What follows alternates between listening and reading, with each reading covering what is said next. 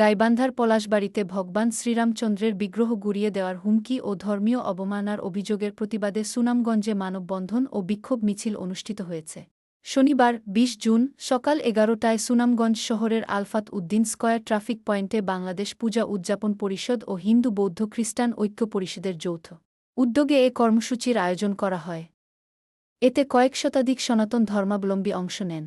Advocate বিমান কান্তি রায়ের সভাপতিত্বে এবং বিমল বণিকের সঞ্চালনায় অনুষ্ঠিত প্রতিবাদ সমাবেশে বক্তারা অভিযোগ করেন, একটি চিহ্নিত সাম্প্রদায়িক গোষ্ঠী পরিকল্পিতভাবে দেশের বিভিন্ন স্থানে সংখ্যালঘু জনগোষ্ঠীর বিরুদ্ধে বিদ্বেষ ও উস্কানি ছড়িয়ে দিচ্ছে।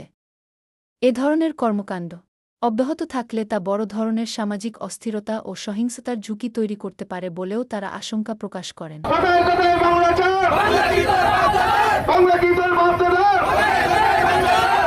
আমরা বিশ্বাস করতে চাই বর্তমান সরকার ধর্মনিরপেক্ষ সরকার যে বা যারা বা যে গোষ্ঠী মানবতার পুরুষোত্তম শ্রীরামচন্দ্রকে অবমাননা করেছে এবং সংখ্যালঘুদের সনাতনীদের মন্দির শুভ ভেঙে ফেলার হুমকি প্রদর্শন করেছে, অনতি বিলম্বে তাদেরকে গ্রেফতার করা হোক। আমাদের এই প্রতিবাদ আমরা সনাতনীরা আমরা আমার মহৎ হয়েছি।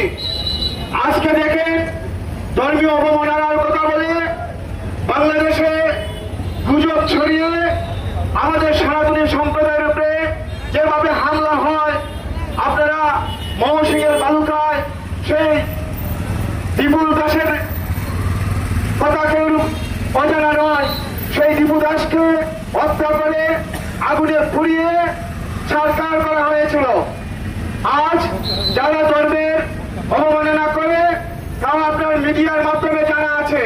প্রশাসনকে আমি অনুরোধ করব, যারা এদেশে জঙ্গিবাদ বানাতে চায়, যারা ধর্মীয় বিভাজন সৃষ্টি করতে চায়, যারা সাম্প্রদায়িকতা সৃষ্টি করতে চায়, তাদেরকে আমাদের গাইবান্ধায় পলাশবাড়ীতে আমাদের ভগবান শ্রী রামচন্দ্রের প্রতিকৃতিতে যে অবমাননা হয়েছে, জুতা নিক্ষেপ করে যে অবমাননা করেছে, যে যারা করেছে তারা আমি মনে করি যে মানুষরূপী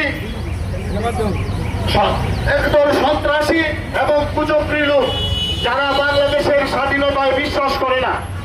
আমরা এই সনাতন ধর্মাবলম্বীরা এই প্রতিকৃতিতে অবমাননার জন্য আমরা মাননীয় সরকারের নিকট আবেদন জানাই, এই ২৪ ঘন্টার ভিতরে যারা এই কাজ করেছেন তাদেরকে আইনের আওতায় আনতে হবে এবং দৃষ্টান্তমূলক শাস্তির বিধান করতে হবে।